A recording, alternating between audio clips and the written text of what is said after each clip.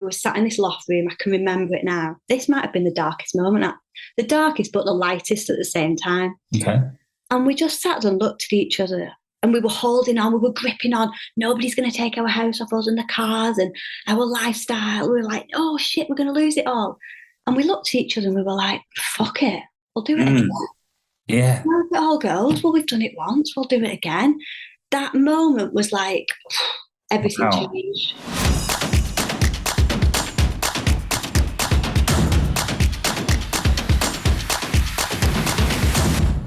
Laura Jane, I'm absolutely thrilled to have you on my show, the Purpose-Led Leadership Podcast. We actually met at Leah Turner's party recently in Manchester. And since then, a little bit before then, we've been getting on very well. And here we are today. So for those that don't know, who are listening, say hello and just tell us what you do initially. We'll take it from there. Hey, everyone. I'm Laura Jane Hand, and I am a relationship coach. So I help unhappy women in unhappy relationships to literally work out what is really going on.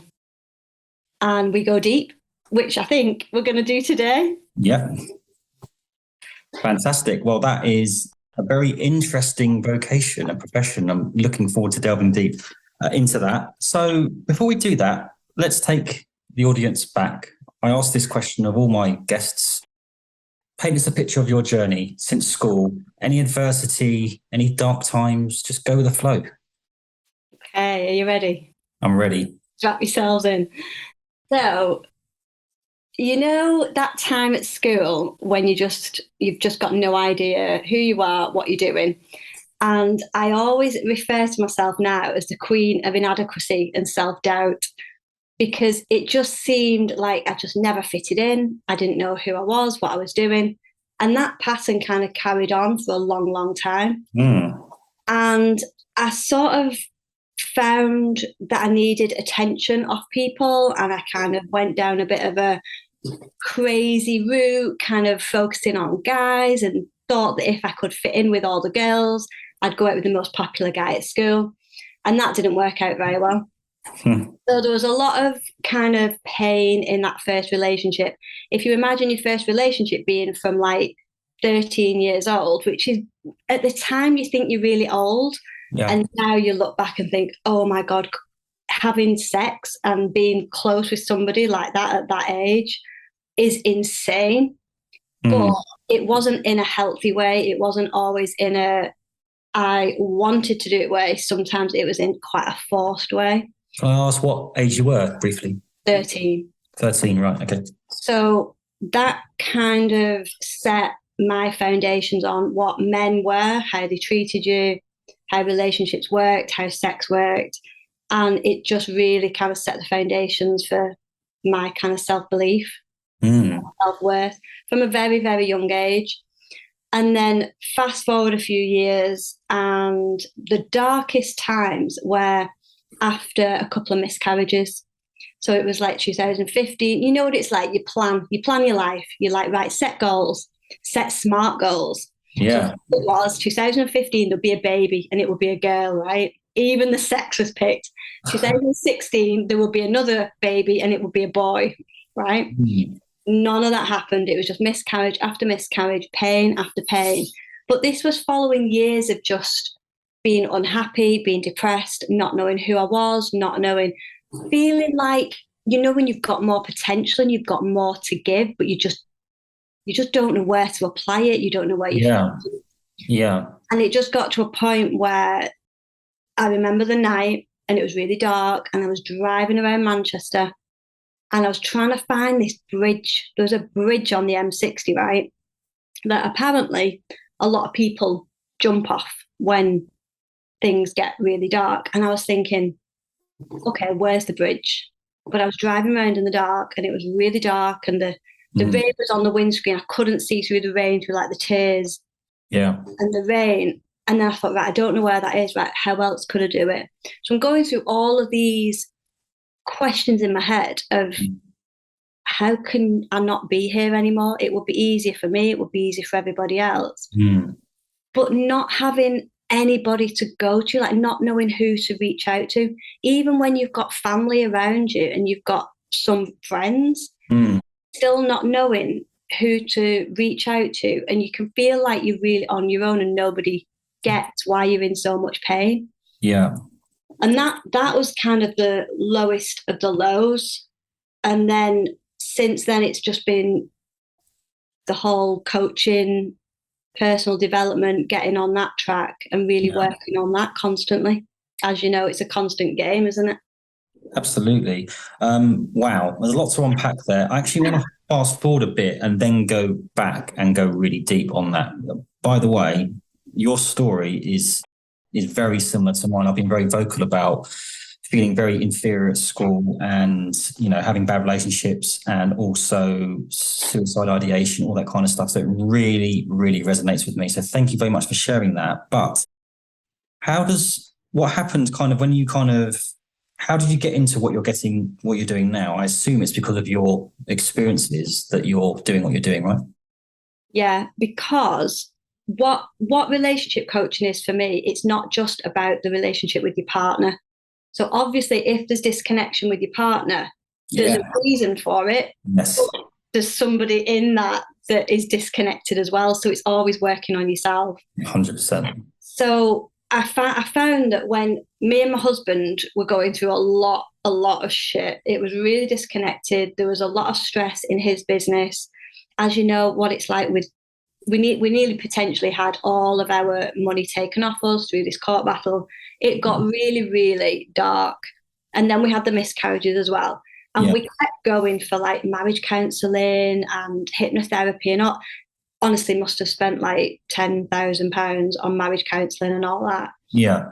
To just literally blame each other for actually it was more blaming my husband more than anything. And I got off on it for a long time. I was like, yeah, it's all you.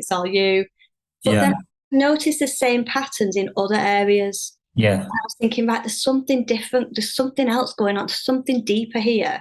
Yeah. And it's the root cause. And that's why I do what I do, because I know so many people that have tried like antidepressants and all of these different things, marriage counselling, hypnotherapy, all of these therapies, and are not getting to that root cause. Yes. Focusing on everything and everybody else that might be the problem. And yes, they might be contributing to it, but it's always looking inside and being like, what's going on inside of here? Yes. Contributing to it. That's the key for me. 100%. The whole looking inward thing is so powerful. I've actually got that statement, look inward, on my whiteboard in my bedroom, because I feel, and I've said it on other podcasts, even if you feel hard done by, or your partner or whoever it is has done the most heinous things or whatever, has abused you, been a narcissist, all these words, more often than not, an element of why you are where you are is because of you. And it's very hard to actually comprehend that sometimes. But this person has done this to me, but there's always a reason why. Exactly. So if you think back to when I was 13, I blamed that guy for years. I was like, he was rough, he was forceful, all that kind of stuff. Right. Why did I stay? Why couldn't I leave? So it's like when the women say to me, yeah, but it's not my fault. All the men out there are shit. There's no good men out there.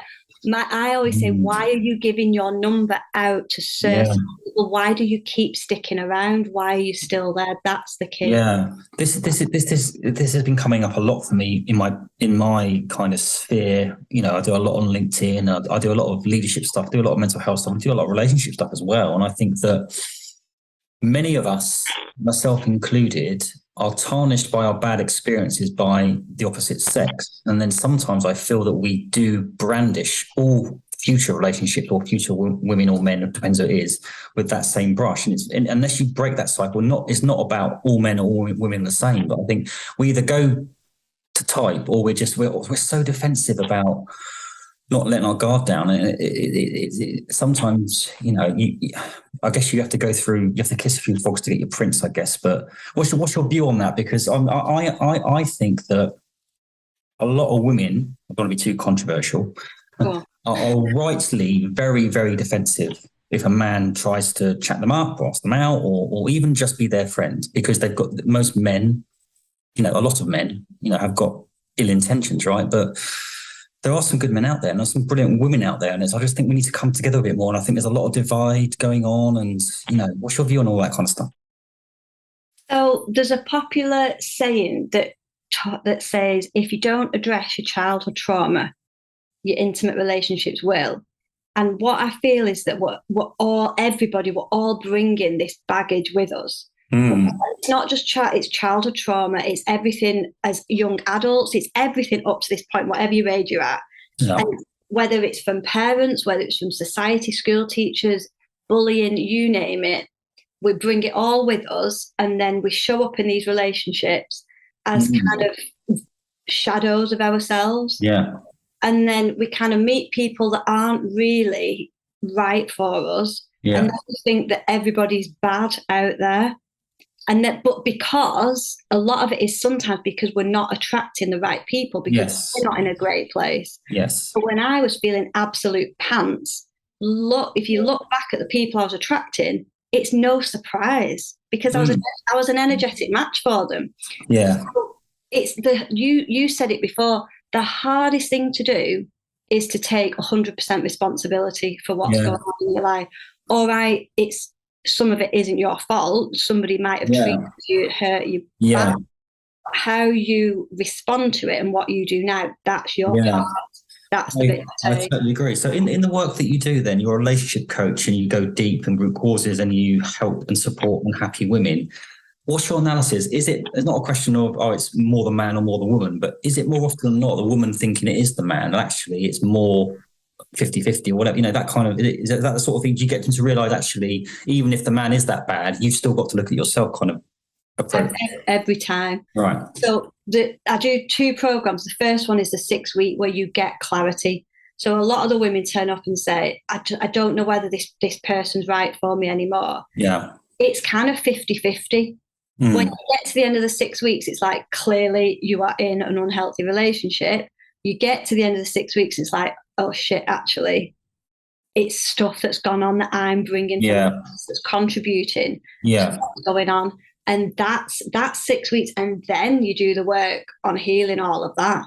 I love that because what your client doesn't want, well, they probably think they do want, is an ear and for you to be listening and go, yeah, you're right, he's this and this and this. And that might well be the case, but that doesn't resolve it, does it? Yeah, you won't get that with me. That's what I paid for years. And it was like, he's doing this, he's doing that. And I turned around to the counsellor at one point and I said, what about me? And she said, we'll get to you in a minute. I went, no. I said, what am I doing? Like, please tell me, what am I doing? Because if I'm doing it with this guy, I'm going to do it with the next. Yeah. What am I bringing? How can I get better? And it's that responsibility. It's like I said, everybody's got issues, everybody's got stuff. Yeah. But when you bring 2 people together and you live together and you're intimate together and you're meant to get on like a house on fire with all of the other stuff, like business. I agree. I think there's some good work there, but ultimately the best way to resolve your relationships with your other people is to have the best relationship with yourself, right? And I know we're touching on that. And I think until you have a proper relationship with yourself, that whites the eyes conversation, you go, I love you, Chris, or I love you, Laura Jane. But also, Chris, I think you're being a bit of a dick there and you're honest with yourself as well. That's when things change, right? So I always work on the 3 most important relationships, and we think it starts, like I said, with the other person. For me, it starts with your relationship to the world. So who are you in relationship to the world? Do you believe in a higher power, God, love, force, whatever? Yeah. If you feel disconnected, then there's a disconnect going on. It's a bigger disconnect. Then it's the relationship with yourself. So how do you view yourself? How do you feel about yourself? What are you putting out there? Then it's your relationship with other people, not just intimate. It's with family, it's with friends, colleagues. So your same patterns run in relationships. They're just highlighted and triggered so much more when you've been physical and intimate with somebody. I love that. I love those 3 things: the relationship with the world or the universe, yourself, and then the other person. I think you've done it in that order for a reason, because I believe that unless you've got a purpose and you understand it's not all about you and your ego, you can't find yourself anyway. What would you say to that? 100%. That's exactly why it's that way done, because it's the amount of times that the women that come that are unhappy, they're not unhappy with the partner. They're so lost. It's that word we used the other day. It's so lost of the bigger picture. Who am I? Why am I here? Like, who am I in relation to all of this? What's actually really going on? Like, what's possible? What is possible for me? Yeah. That's the biggest shit. Yeah. When you kind of ground yourself in all of that and you're like, right, I know who I am. I know why I'm here. I'm cool. I'm getting a bit stronger. Yeah. Now I'm like, I can give that love out. And this is why this whole kind of, well, it's male and female, but let's do male bravado, or if it's, this whole bravado of being like really happy or really aggressive or really kind of like, I think that this whole kind of purpose, this is the purpose of the leadership podcast, the purpose, spirituality, up until recently was classed as just madness and woo-woo. But I do think there is a bit of a sea change going on. I do think that people are actually getting this understanding now. And I personally, I'm not religious, but I do kind of connect with my higher power. I do my gratitude. And every single time I do that, some positive stuff happens to me. So, I think that it's a journey there as well. Also, and it's almost, I'm doing really well at the moment, but I get constant the universe kind of pulls me back down, because like, it's almost like you can't get too confident about anything, right? Because you always want to be learning. I think that's important. There's a line in Alcoholics Anonymous where they say that, so I'm not religious at all. And the word God turned me off for years, because I was like, oh my God, it's this guy in the sky and and all that. I'm not worthy. What's all that about? But there's a line that they say that identify with the concept of a power greater than yourself. Yeah. The universe, whatever it is, it's like there's something else going on. And when you, like you say, when you tune into that gratitude, shit happens and you're like, whoa, synchronicities happen. You're just like, that's something else. And the whole woo-woo thing, like witches used to be seen as really weird. They're like the cool people in the gang. But it's like, for me, it's always the woo, but with the do. It's like, we've got to have a bit of woo and a bit of connection, but we've got to take some action as well. We can't just meditate all day and expect it all to like, hi, come on. Let's just look at a vision board and say the right things, Yeah, you've got to actually take the action, as scary as that can sound. And that's why it comes down to the relationship with you, because sometimes you'll know from growing your own business, sometimes you don't want to take that call or put yourself out there or do something that's a bit scary, but you've got to find something within you to be like, I'm ready, let's do it. Yeah. That's why it goes so much deeper for me. And I think that being in tune with your emotions as well, thinking is one thing, but it's about getting out of your head, I think. And, there are times recently when I have been fairly anxious, or I've had some shame, or I've felt nervous, or, even angry. And before I would try to dismiss those feelings, or people dismiss those feelings by, let's go and have a drink, or let's go out for a run, so no, actually, let's sit with these bloody emotions. And actually, they're good. Sometimes they're often a good reminder. Actually, there's something good coming, or you need to listen to these feelings. It's about feelings, right? Exactly right. Literally, I've just had that conversation. I've just written a post called "Positive La La Land." Why can't, I was shut down about an hour ago for actually, I kind of ranted about something. Yeah. It's like, oh, you shouldn't be angry. Why not? Like, anger's it's an absolutely fine emotion. Appropriate anger, right? Yeah, obviously. Yeah, I'm not going down the road hitting people. But it's like all of these emotions and feelings are fine. Every emotion is telling you something. So if you've got the anger, if you've got the frustration, if you're feeling jealous or resentful, like resentful is the biggest killer in relationships, what's it telling you? Like, into it, what's it telling you?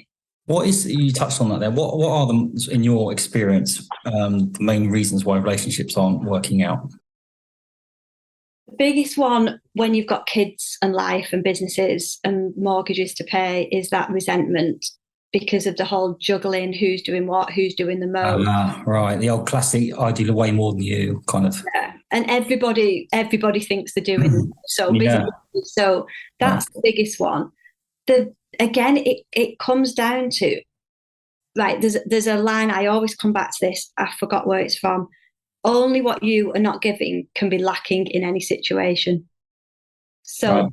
that's that 100% responsibility thing of shit. Like, it's dead easy in that moment to be like, you've not done this, you've not done that, not able to see the good and not appreciating in a Yeah. relationship. I was having this conversation about 15 minutes ago. Why do you think it is that most human beings, if they do something really amazing, like for instance, you might put a post on social media, I get this quite a lot, and 95% of it, the feedback is phenomenal, but you'll get 3 or 4 comments that are negative, and it sometimes, I'll be honest, it really affects me, right? And it's like, I think there's a tendency for human beings to focus on the negative. Whether you're receiving criticism or sometimes people they see something good and the jealousy will come out and they'll focus on the negative. Why do you think that is? Any idea? Well, I mean, it could be to do with the whole ego and the protection and keeping you safe. But I think a lot of it is choose to focus, and that's a moment by moment decision sometimes, because if you're tired, you might, if you're more tired than usual, you might focus on that more. But what I feel that gives in every opportunity is that, why am I focusing on those 3 people that have slated my post when the rest of the people love it? But either way, why does it matter either way, whether it was the other way around and everybody hates it? But coming back to that, why am I triggered by it? And I can choose again.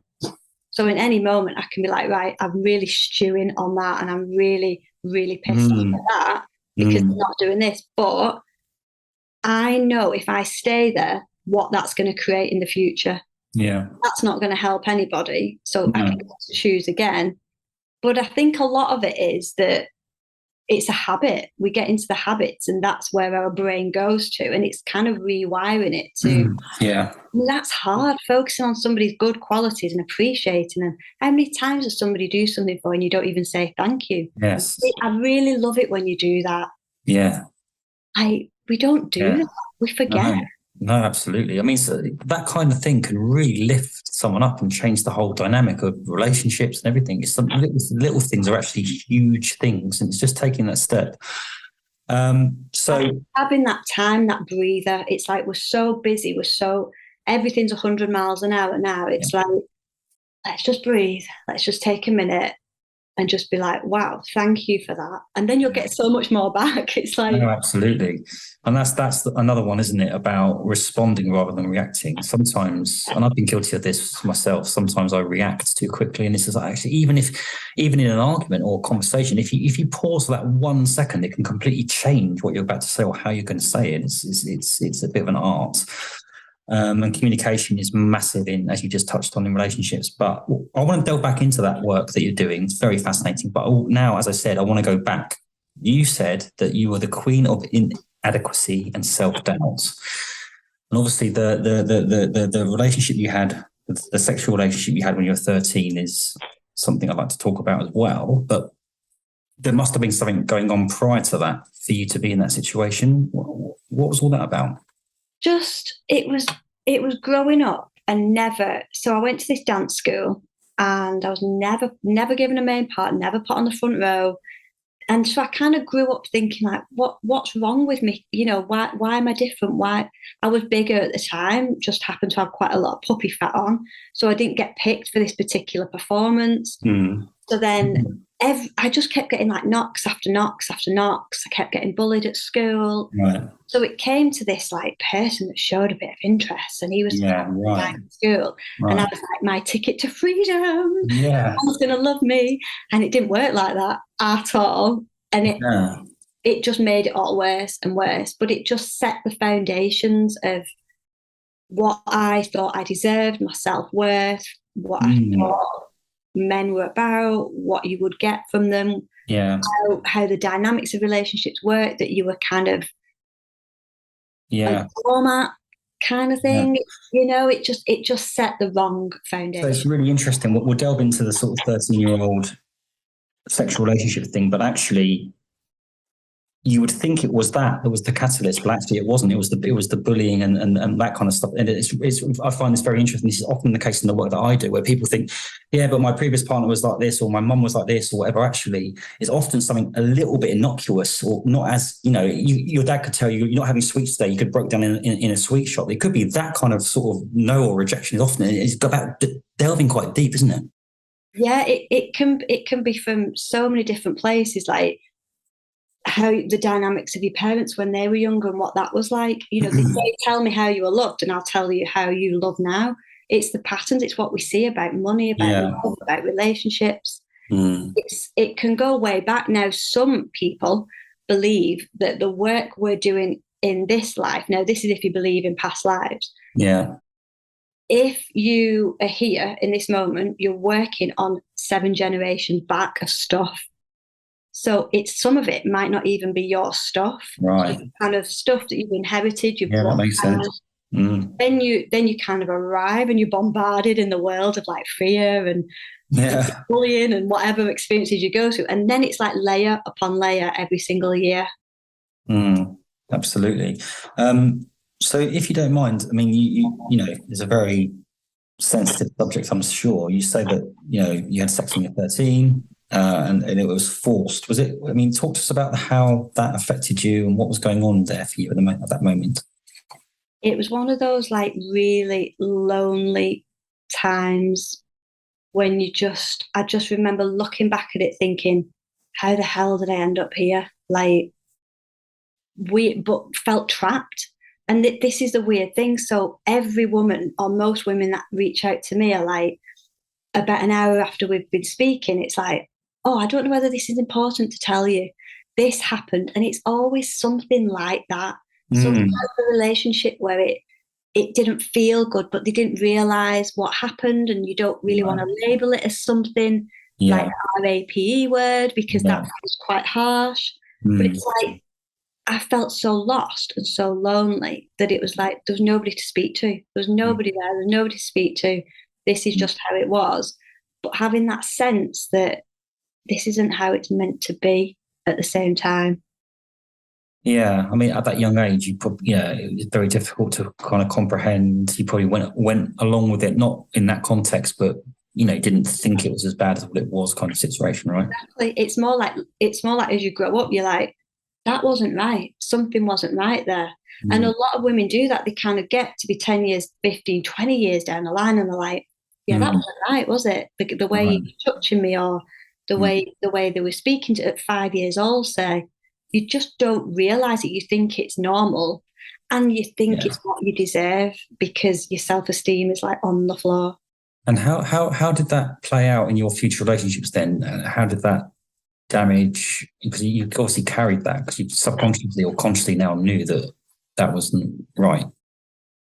It affects everything. It affects how you show up, how you give love, how you receive love. Can you receive it? You don't feel worthy of it. When my husband first used to say to me, oh, I love you, I'd be like, who? I'd be like looking behind me going, who, me? Right, yeah. Why? And he'd be like, what the hell? You know what I mean? Like, you can't give it because you're scared of giving it in case somebody like stamples on your heart again. You struggle to receive it. It affects who you look for, who you decide to spend time with. And it affects your decisions in other areas of life, because I was on like a self-destruct kind of highway. Yeah. And it took that dark time when I was looking around Manchester for that bridge to be like, hang on a minute, hang on.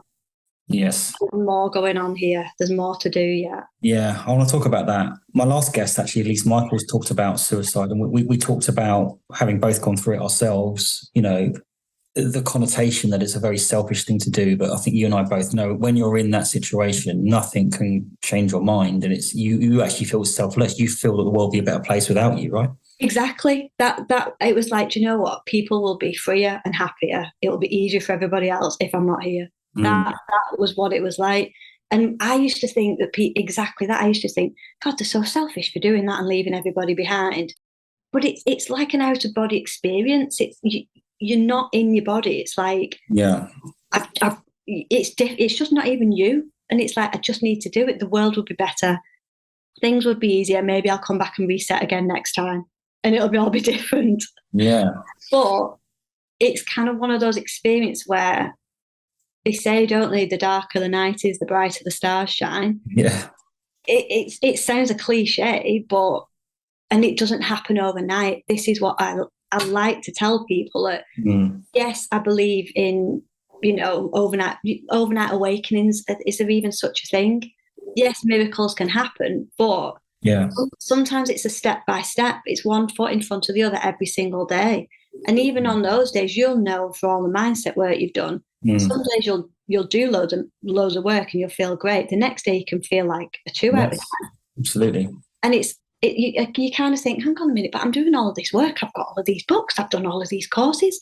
Why am I feeling so low? But it's kind of honouring everything. It's a flux. It's a journey, isn't it? It's absolutely navigating your way through it without getting lost in it. 100%. And people say, "Oh, I found myself." I don't think you necessarily always find yourself, because you should always be evolving your purpose. You always want to be a better version of yourself. So, a couple of more questions, and I want to move on to something else. In terms of purpose, what would you say yours is?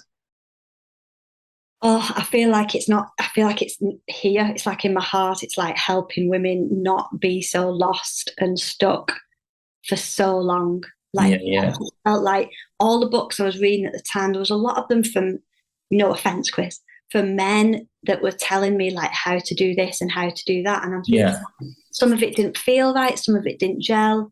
So it's helping women have that guide, but not relying on me or any other guru. It's like you find it within yourself. I'll help you find it, but it's all within you.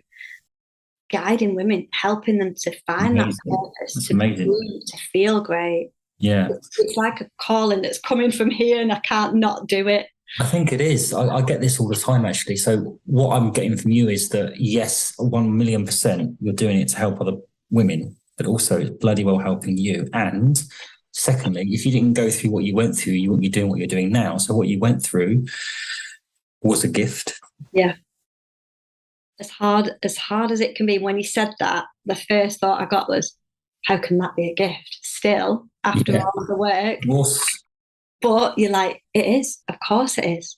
Everything, because the way the women turn up to my calls now, they're me just a few years ago. So you're always holding, somebody's always one step ahead, aren't they? You're always helping somebody. Yeah. So it's a huge purpose that keeps me awake in a good way. Inspirational. On the point of men and women, 2 questions. What do you think men can do more of to help women? And then also, what do you think women could do more of to help men? Men can listen. A lot of the time men want to provide a solution. So they want to help the partner. They really want to help them and they want to give a solution. Sometimes a woman just wants somebody to listen. Yeah. We just want somebody to listen. And sometimes that means a bit of a rant, a bit of a vent. Yes. Men, as much, it's quite controversial these days, talking about the differences between men and women and energy and all that kind of stuff. Yeah, of course. But basically, the fundamentals are that we talk more. We want to talk. You know what it's like with male suicide, men not talking.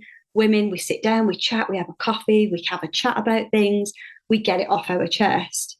We just want a guy to listen without a solution. And that's where you can get the communication breakdown, when the guy wants to help and give a solution, but the woman's like, whoa, I just want to chat. And women can really appreciate the husbands. A little nudge of appreciation to a guy is like, geez. And the 2 things I always say is, for women, ask, what do you feel about this? And for men, ask, what do you think about this? Because men really love the thoughts to be respected. And women love the feelings to be cherished. It's just knowing like simple differences. Yeah. But you can't do that when you're lost in your own head. No.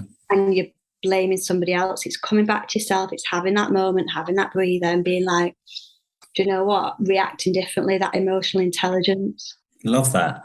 You touched on the energy thing there. And I think we both know that male and female both have male and female, or masculine and feminine energy, right? Yeah. And I've suffered physical abuse and emotional abuse. And I say to this day that I feel that emotional abuse can, in many respects, be worse than physical abuse, right? So I think sometimes that manipulation, coercive control piece, which is very hard sometimes to prove or describe, can get swept under the carpet a little bit. And I do feel there's a hell of a lot of abuse that goes on from males to females, but also think there's a lot of acknowledged abuse in reverse as well. What's your view on that?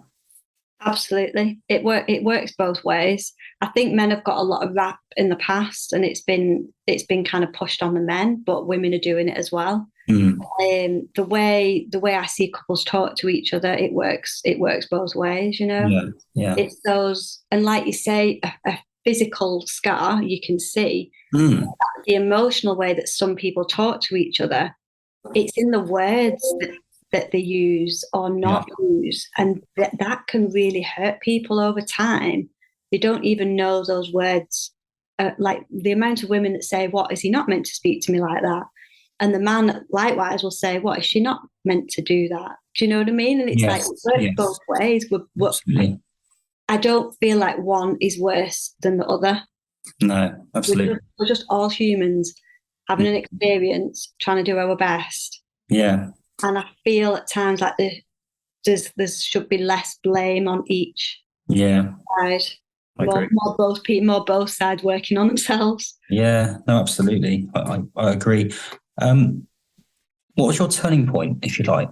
You've talked about, 13. You talked about the miscarriages. You've talked about. I want to talk about the court battle as well. But I mean, you've had a lot of adversity, haven't you?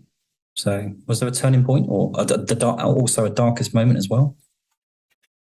Darkest moment was the night driving around, wondering whether not to be here anymore. Yes. But it got to a point where it was like, this cannot carry on. Like, this pain cannot carry on.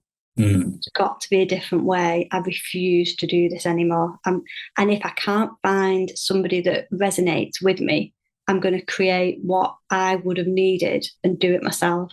Right. It was that turning point of, I cannot stay this unhappy any longer. I've got to do something about it. Sure.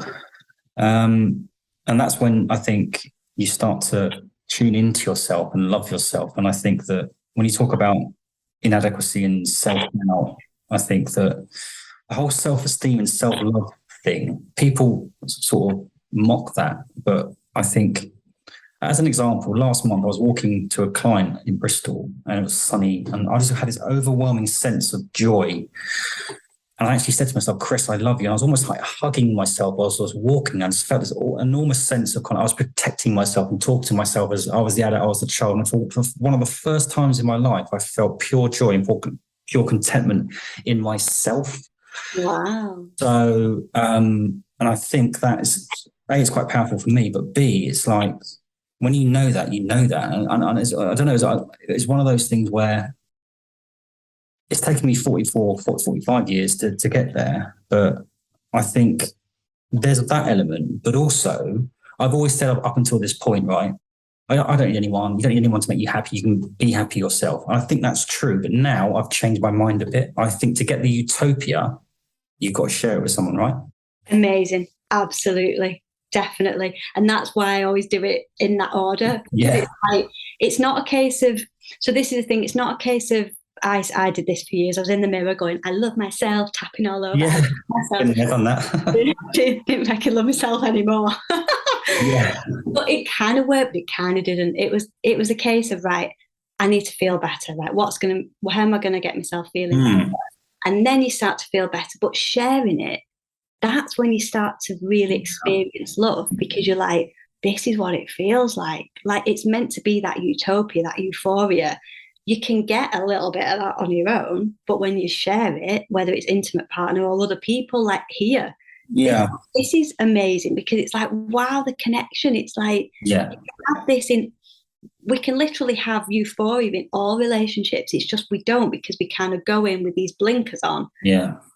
we're trained to focus on people's flaws and what they've not done and what's not good enough about them, because we're looking inside at the flaws and what's not good enough about us, which is why it starts within.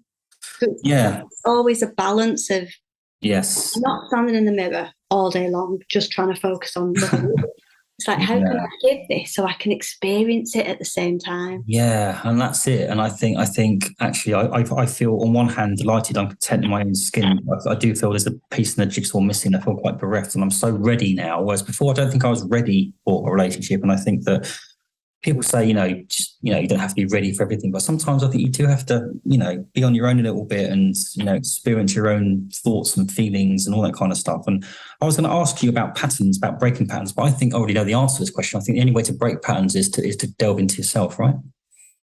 Delve in without analysis paralysis. That's what I always say. Okay. So you can delve in and it can get quite deep and quite dark, which is fine. That's where I take clients to. Well, one client yesterday said, we come to you broken, you break us a bit more and then we feel better. Right. Wow. Please don't do that as a testimonial. But in a way, it's like, right, you look at your stuff and you're like, right, some of that isn't pretty. Some of that isn't what I thought it would be, without staying there and analysing it forever and beating yourself up because you've made a mistake or you've not done what you thought you would do by now. And then doing exactly the practical of, right, knowing all of this, who am I going to have? What am I going to do next? So actually doing the practical to move you out of it. That's really interesting, because I've utilised the power of my own story. I've been very vulnerable, and I've done loads of therapy and counselling. I think it's really important to get to root causes, which is the work that you do. And I think you are what you are. I think once you've kind of unwired yourself, you've got to almost move on to a different chapter and build a new life, because your story is you, but you can have more than one story, right? And I think if you carry around the fact, even if you've done the work, at some point you've got to let that go, right? Exactly. I remember saying, I paid this again. So I was searching around for anybody that would fix me. Somebody needs to fix me out there. I'm broken, fix me. And this one of the most spiritual teachers I respect so much said to me, and it stuck in like a knife. Yeah. I was like, that's not me. She said, some people are sufferers. And I was like, that's not me. But when I sat and thought about it, it was like, a lot of the time that victim kind of, well, this happened, I can't now do what I thought I'd come here to do, even though I had no idea what I'd come here to do. Yeah. Like, I could stay in that place and dwell there and beat myself up a little bit more. Yeah. Or I could think, do you know what? That doesn't have to hold me back anymore. That was that. I've learned from it. Learn from it. Right, now what? Yeah. How can this help, uplift, serve other people? Yeah. You mentioned a court battle. Can we talk about that? Yeah, that was my husband's business. So can you imagine your husband's working in the business, building the business, a massive court battle? It's triggering me so much because I didn't really get told exactly what was going on, but I knew it was getting really dark. We nearly had everything taken off us. Everything. It got down to the day before the court battle where it was like, if this goes on, you'd have to sell your house, you'd have to sell everything you work for. We got to this place one night, we were sat in this loft room, I can remember it now. This might have been the darkest moment. The darkest, but the lightest at the same time. Okay. And we just sat and looked at each other and we were holding on, we were gripping on, nobody's going to take our house off us and the cars and our lifestyle. We were like, oh shit, we're going to lose it all. And we looked at each other and we were like, fuck it, we'll do it again.